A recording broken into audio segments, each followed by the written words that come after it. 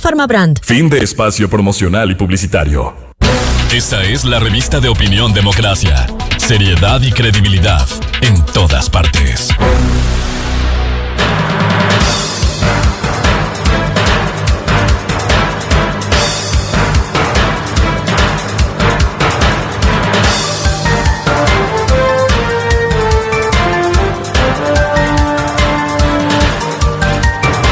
Ocho minutos en el territorio continental ecuatoriano, buscando la verdad y abogando por la unidad nacional en pro de la paz y la seguridad en el Ecuador. Queremos dar la bienvenida al ingeniero Mauricio Pinto, empresario. Le invitamos a analizar la situación que estamos viviendo en materia de fluido eléctrico.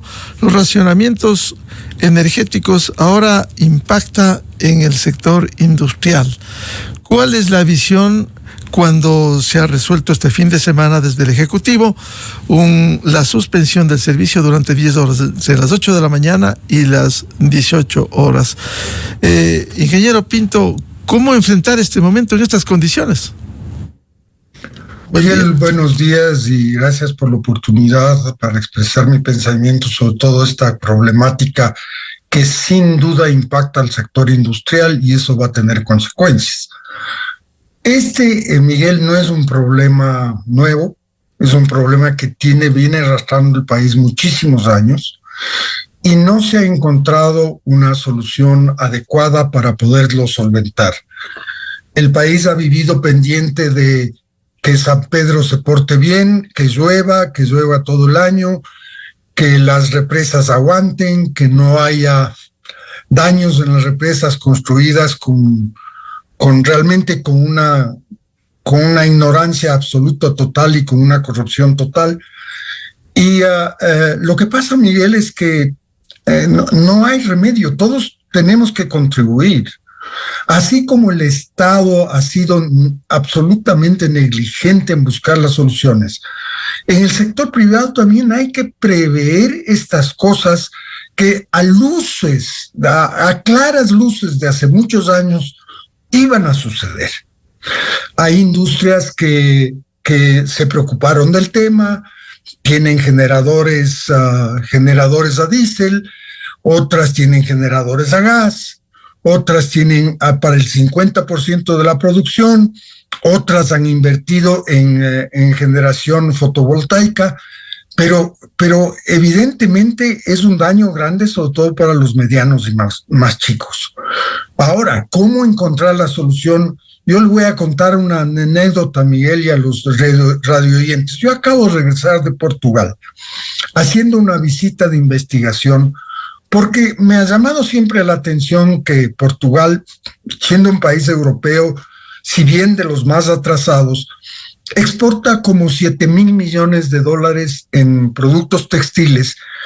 Y una de las cosas que tiene Portugal es que no tiene petróleo, no tiene gas, y ellos dependen del gas que le compran a Rusia. Con la crisis de la energía a raíz de la guerra de Ucrania, se hicieron planes para que los industriales, tanto los grandes, medianos y chicos, tengan autoabastecimiento. Y hoy en día realmente me sorprendió ver que la mayoría, o si no la totalidad de las industrias que yo visité, todas tenían autoabastecimiento, especialmente en fotovoltaico. Entonces, si bien estas decisiones son desesperadas y van a traer consecuencias, hay que entender que hay que tener una visión más a largo plazo. Esto, no, como les digo, no es nuevo. Entonces hay que empujar el hombro y decir, busquemos el financiamiento para que las empresas en forma directa a través del BID, del Banco Mundial, tengan la posibilidad de tener autogeneración. Porque por ahí viene la solución del problema. Y la otra es evidente, Miguel, algo que hemos hablado con usted en este espacio muchas veces, que se tienen que sincerar los precios. Las cosas deben costar lo que deben costar.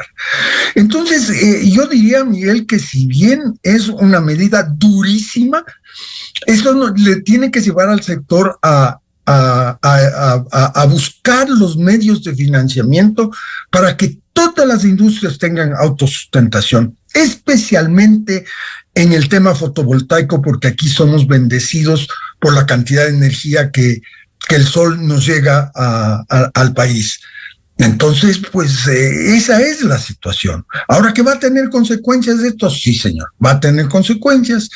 Va a haber una disminución de la producción, pero tenemos que buscar las salidas en conjunto con el Estado. El Estado no puede seguir siendo tan lento en la resolución de los temas. Hay que dejar libre la producción de energía y ponerle el reglamento en las mejores condiciones posibles. Un país sin energía no va a ninguna parte. Yo diría, Miguel, que ese es el tema que hay que ver de aquí en adelante, y ojalá no sea por más de 15 días. Hay industrias que no van a sufrir porque preveyeron que esta situación se iba a dar. ¿Y cómo lograr, ingeniero Pinto, estas salidas en conjunto? ¿Cómo trabajar al mismo tiempo frente a esta crisis? En vez de enojarse entre Estado e industriales, lo que hay que buscar es sentarse en una mesa y decir, a ver, busquemos el financiamiento para que las industrias sean autogeneradoras. Ese es el camino. Y yo estoy convencido que si uno recurre al BID, al Banco Mundial, etcétera, van a haber las líneas suficientes para poder entrar en una fase de esa naturaleza que tiene que entrar el país. No hay alternativa. Un país sin energía, Miguel, es un país no viable.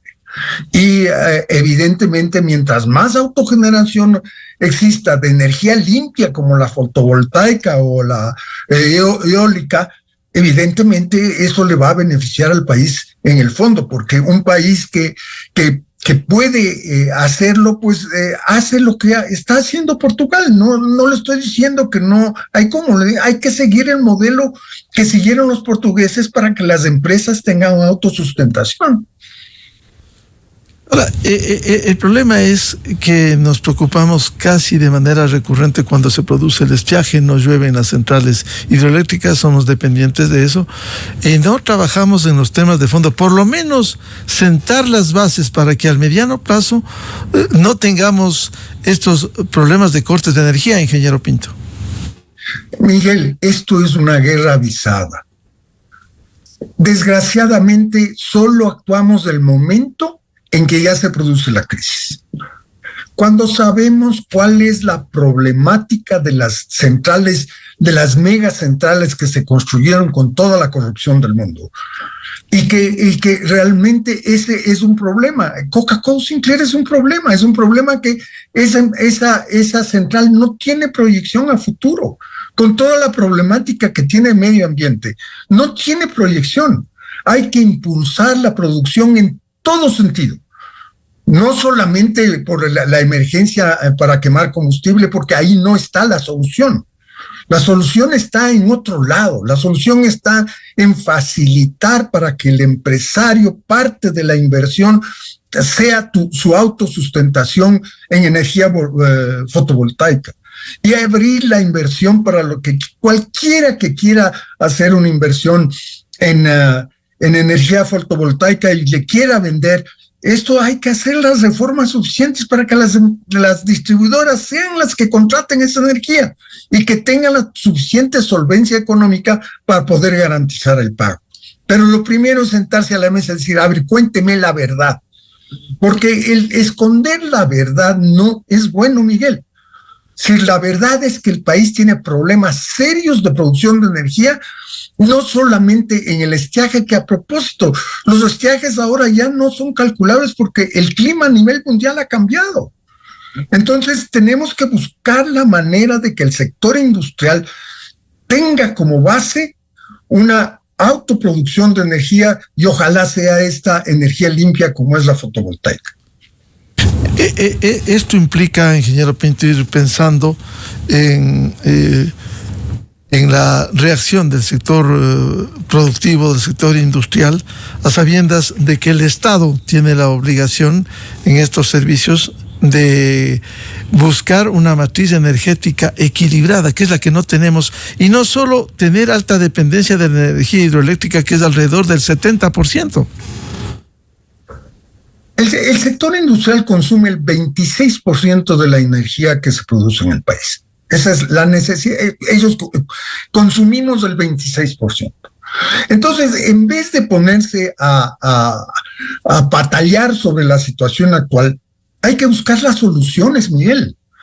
Hay empresas que van a tener que trabajar en la noche y yo no sé si el Ministerio de Trabajo ha hecho ya un trabajo para que esas horas sean como horas normales y no con los recargos, porque tiene que reemplazar lo que no pudo trabajar. Hay que facilitar al empresario a que tenga, aunque sea por estos 15 días, pero hay que moverse rápido, pueda reponer esas horas cuando tenga la energía. Pero lo que sí es absolutamente indispensable es sentarse con las autoridades para decir qué hacemos de aquí en adelante, cuáles son las necesidades. Busquemos el financiamiento para que el sector sea autogenerador y que a lo mejor pueda contribuir para la red también. Pero no podemos estar, a mí me quitan, al otro no me quitan, a mí me quitan y al otro. Piensen en las personas. Yo siempre que paso por una tienda pienso, ¿qué va a pasar para toda la cadena de frío, Miguel? La cadena de frío es muy importante para la alimentación de la gente. Si usted le quita la cadena de frío, se pudren las cosas. Entonces tenemos que ver la manera de facilitar las cosas y no ponernos a pelear. ¿Y cómo se podría facilitar las cosas, que es un tema complejo? Están abocados a los cortes y, como bien ha dicho, lo que necesita cadena de frío, ¿qué hacen? Hay que tratar de buscar quiénes son los mayores consumidores de energía y con ellos discutir cómo ellos pueden ser autogeneradores. Y no es un asunto muy, muy lento, porque el tema es, tenemos que tener las regulaciones absolutamente claras para que no sea una inversión que mañana no le dejen producir, que no pueda consumir su propia energía. Entonces hay que sentarse con los grandes consumidores y decir, a ver, cuénteme cómo le ayudo a que usted sea autogenerador. Ese es el camino. Y tratar de que esas inversiones vengan lo más rápido posible para liberarle al tema de la generación de ese 26% que ojalá se pueda cumplir en un año. Yo creo que sí se puede. Si hay voluntad de todas las partes, se puede hacer. Ahora, ¿cómo sentarse en medio de estas urgencias, ingeniero Pinto, para ir buscando al menos para paliar esta emergencia en estas condiciones? Yo creo que hay que sincerar las cosas también. Yo creo que si una empresa tiene las posibilidades de producir energía, hay que pedirle que produzca energía. Es decir, no hay que ponerse en la posición de que no, que a lo mejor sí y de que mañana no, etcétera, que primero deme el combustible y después yo genero. Hay que buscar los mecanismos suficientes, y ahí también la banca tiene que contribuir. No puede ser que en un país que no haya energía, la banca no está dispuesta a financiar los elementos necesarios para que las industrias tengan energía. Es más fácil financiar un automóvil de lujo que comprar un generador, porque el financiamiento de la banca prefieren el automóvil de lujo. Entonces, si no nos ponemos de acuerdo los ecuatorianos para poder tener las soluciones, no vamos a ninguna parte. Ya le cuento mi experiencia, que me sorprendió en Portugal, que el sector, los sectores industriales tienen autogeneración ahí, agravado por el costo, que evidentemente cuando sube el precio del gas era impagable la energía eléctrica. Entonces tienen que buscar una solución. Aquí también hay cómo encontrar las soluciones, Miguel. Claro, ¿qué tiempo de la experiencia que ha visto en Portugal, qué tiempo les llevó para contar con este respaldo en la generación eléctrica desde el sector industrial? De lo que yo pude averiguar, alrededor de un año. En un año ellos solucionaron el tema y empezaron a producir energía fotovoltaica. Evidentemente que fluyeron los recursos de la Comunidad Europea, porque para eso está en la Comunidad Europea. Pero como le digo, yo no veo, yo creo que si los créditos son al sector industrial, inclusive a la banca, para que se traslade al sector industrial se puede conseguir los fondos para poder hacer esa inversión y salir de la dependencia del Estado. Y el resto de sectores para incursionar, iniciar la provisión con energías limpias como la geotérmica, la solar, la eólica también. Evidente, cualquier cosa que sea energía limpia hay que hacerla. Hay que hacerla, porque ese es el único camino. Y este país es un país bendecido por la intensidad del sol. Entonces, muriéndose de sed frente a la fuente porque no hay la velocidad suficiente para poder hacer la regulación que permita la instalación de las granjas solares. Y por el otro lado, cortando energía en un sector industrial que deja de producir. Entonces hay que sentarse con la ministra de Trabajo y decir, permítame reponer esas horas al mismo costo que no me dio la energía. Esas son las cosas que hay que hacer. Es decir, yo estoy seguro que puedo poner, porque no es que las 24 horas les van a quitar la energía. Si hay que trabajar de noche, pues hay que hacer el esfuerzo de trabajar de noche. El problema del país es serio. Pero claro, ese trabajo por la emergencia, que no tenga recargo como en época normal ocurre cuando se pasa las 8 horas. Exactamente. Porque es una emergencia. No es que yo cambié el horario y les estoy obligando a trabajar en la noche, sino que por emergencia, porque no tenía energía, yo no pude trabajar.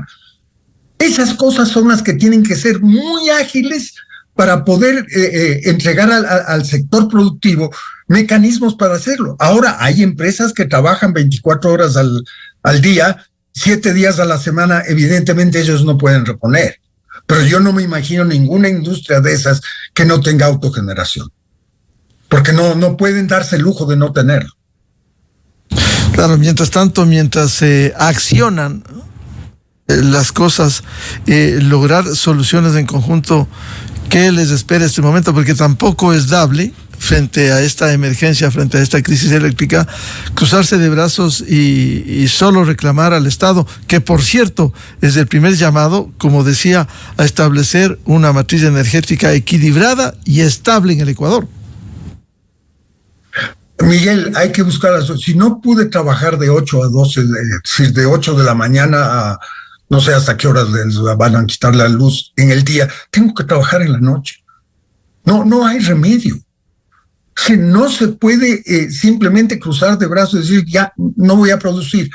Pero si en eso encima le meten los recargos de hora nocturna, encima le meten condiciones especiales para el trabajo, ahí tiene que moverse la ministra de Trabajo. Ahí tienen que negociar rápidamente que haya un reglamento temporal de emergencia por esta situación y reponer la producción que se va a dejar de realizar. Claro, lo que va a resultar extremadamente complejo y difícil, lo que usted decía, ingeniero Pinto, el caso de quienes necesitan cadena de frío, que no pueden esperar para la noche a que vuelva este servicio, cuando ya se puede haber causado un daño durante el día. Miguel, ahí es súper importante la programación.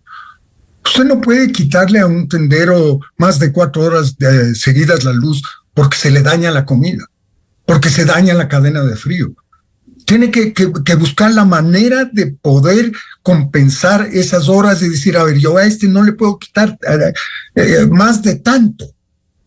Entonces ahí hay que tener una comunicación directa, absolutamente directa de los empresarios con el gobierno para poder sincerar y decir la verdad, porque ese es el otro problema, Miguel. Por temas políticos no nos dicen la verdad.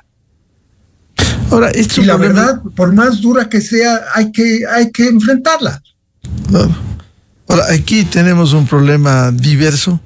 Es verdad que hay que buscar salidas y soluciones, pero también hay que decirlo de paso, ingeniero Pinto, que hay sindicatos que también no van a querer ceder un espacio a pretexto de que se cumplan los contratos colectivos, que han sido una carga. Incluso en el propio sector eléctrico vemos ese drama con los millones y millones de dólares en los que se han movido.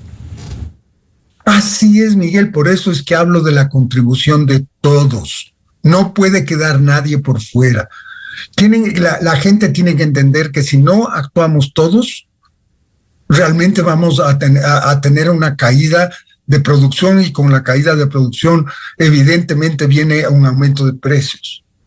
Entonces no es tan fácil como decir yo no quiero ceder un centímetro, los derechos adquiridos. Los derechos adquiridos en la guerra se acaban, Miguel. Estamos viviendo una guerra, estamos viendo todos los días cómo hay los asesinatos de un sector que ha hecho mucho daño al país y que le dejaron entrar, como es el sector del narcotráfico. Entonces, todos tenemos que actuar, todos tenemos que decir, estoy dispuesto a esto, sí, para salvar ¿a qué? Al país. Porque no tiene ningún otro sentido el tema de decir, no, a mí, mis derechos adquiridos. Nadie tiene derechos adquiridos cuando estamos al borde de la quiebra. Entonces hay que actuar, hay que ponerse a trabajar, hay que decir, hay que tener las ideas suficientemente claras para decir dónde está la solución del problema temporal y dónde está la solución del problema de fondo. Porque eso es lo que tenemos que buscar, la solución del tema de fondo. Porque no es cuestión solamente de San Pedro. Claro, hay que buscar salidas. Bien, ingeniero Pinto, ¿cuál sería su llamado? Usted ha sido muy claro, la búsqueda de salidas en conjunto, la intervención del Ministerio del Trabajo con la regulación temporal para que no haya una carga más, sin energía durante el día y encima el recargo en el trabajo en la noche. ¿Cuál sería su llamado en general? Mi llamado es que el sector empresarial se siente con el gobierno y que discutan el tema de cómo solucionar el problema emergente y el problema de fondo. O llamar a los consumidores más grandes de energía y decir, a ver, ¿cómo les ayudo para que ustedes pues, sean autosustentables? Pero esto tiene que ser no para la próxima semana, sino para hoy.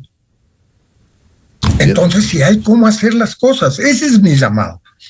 Que busquemos la solución de forma y de fondo y que busquemos la solución temporal y la solución a largo plazo. Bien, muchas gracias, como siempre, al ingeniero Mauricio Pinto, empresario, y su llamado para que se sienten urgentemente a buscar soluciones, que es lo que quiere el país, aunque sea emergentes. Ingeniero Pinto, muy amable. A usted, Miguel, y gracias a los que nos escucharon esta mañana. Muy amable. Buscando la verdad, vamos a ir a una pausa publicitaria y luego volvemos. Tenemos previsto un diálogo con el experto en electricidad, el ingeniero José Pilegui, precisamente desde la visión técnica, cómo dar salidas a estos racionamientos energéticos al sector industrial del Ecuador. 8:32 minutos, ya volvemos. Desde 1984 con Gonzalo Rosero. La revista de Opinión Democracia. Siempre líderes, siempre confiables. Enseguida regresa Miguel Rivadeneira a la búsqueda de la verdad. Inicio de